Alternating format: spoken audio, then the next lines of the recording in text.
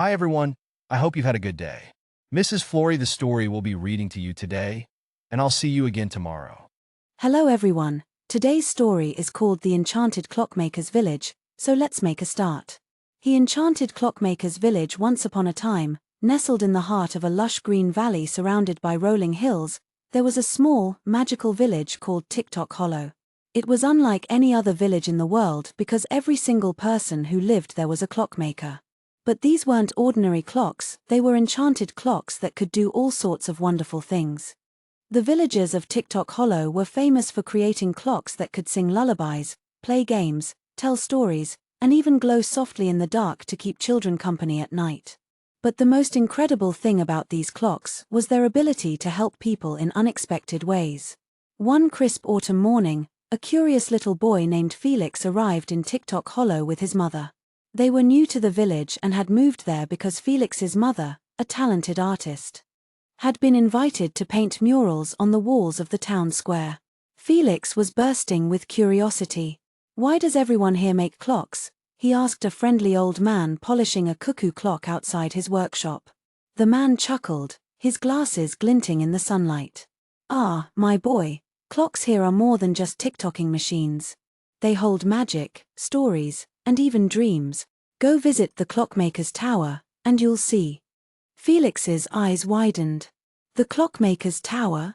The old man pointed to a tall, spiraling building in the center of the village. Its shiny copper roof caught the sunlight, and tiny clock hands spun on its walls, creating a symphony of chimes and bells. That afternoon, Felix couldn't resist the pull of the clockmaker's tower. He climbed the cobblestone path leading to its grand doors, each engraved with carvings of stars, moons, and gears. As he pushed the doors open, a soft, tinkling melody greeted him. "Welcome, Felix," said a kind voice. Felix jumped, startled. A woman with silver hair and twinkling green eyes stood before him. She wore a robe embroidered with tiny, golden gears that shimmered when she moved. "How do you know my name?" Felix asked, amazed. The woman smiled mysteriously. "The clocks told me. I'm Madame Geerlin, the keeper of this tower. Come in, and let me show you something special." Felix followed her into a grand hall filled with hundreds of clocks, each unique and alive in its own way. One clock had little birds fluttering around its face, chirping a cheerful tune. Another had a tiny waterfall inside, with droplets of water gliding down the glass before vanishing. Madame Geerlin led Felix to the center of the room, where a large, golden clock stood on a pedestal. Its face was blank, but its hands were made of shimmering silver that sparkled like starlight. "This is the clock of wishes," she said. "Every child in Tick-Tock Hollow gets to wind it once. It listens to your heart and helps guide you toward what you need most." Felix hesitated. "But I don't know what I need." "That's the magic," said Madame Geerlin with a wink. "It knows."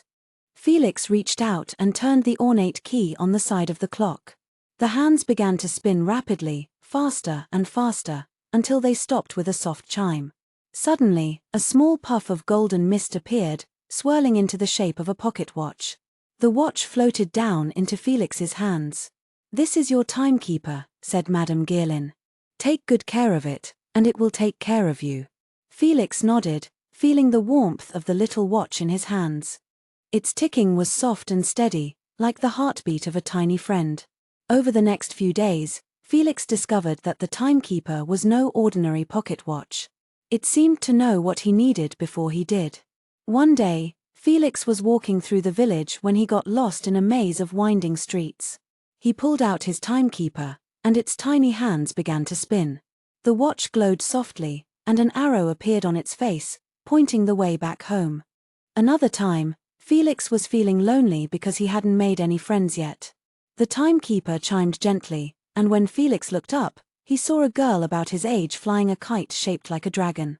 She smiled at him and waved. Her name was Lily, and from that day on, they became best friends. As the weeks passed, Felix and Lily explored every corner of Tick-Tock Hollow together. They discovered a clock that could blow bubbles, a sundial that told riddles, and a grandfather clock that recited poetry. But one evening, something strange happened.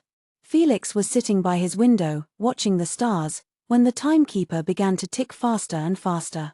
Its face glowed brightly, and Felix felt a tug in his chest. "What's wrong?" he whispered. The timekeeper's hands pointed toward the clockmaker's tower, its glow pulsing like an urgent heartbeat. Felix grabbed his coat and dashed through the quiet streets. When he reached the tower, he found Madame Guerlain waiting for him. Her face was pale, and her usually twinkling eyes were filled with worry. "Felix," she said, "the great clock at the heart of the tower has stopped. If it doesn't start again by midnight, all the clocks in Tick-Tock Hollow will lose their magic." Felix gasped. "How can we fix it?" "You're the only one who can," said Madame Guerlain. "Your timekeeper brought you here for a reason. It believes in you." Felix swallowed hard. He wasn't sure what he could do, but he nodded bravely. "I'll try." Madame Guerlain led Felix to the top of the tower, where the great clock stood. It was enormous, with gears as big as wagon wheels and a face that seemed to stretch to the sky. But its hands were still, and the air around it felt heavy and silent. Felix held up his timekeeper. "What do I do?" he whispered. The little watch glowed and ticked softly. Felix noticed a small keyhole at the center of the great clock's face. Without hesitation, he inserted the timekeeper into the keyhole and turned it.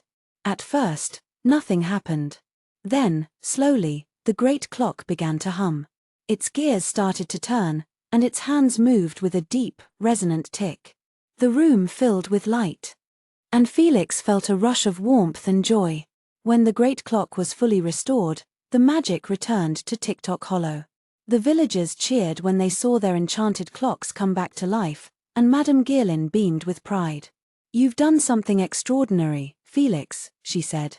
"The great clock chose you because of your kind heart and your courage. You're part of Tick-Tock Hollow now, and its magic will always be with you." Felix smiled, holding the timekeeper close. He knew that he had found not just a village, but a home filled with wonder, friendship, and endless possibilities. And so, Felix and his timekeeper continued to explore the magic of Tick-Tock Hollow, knowing that the heart of the village would always be ticking strong. The end. I hope you enjoyed today's story, and we will be back again tomorrow, so sleep tight and sleep well.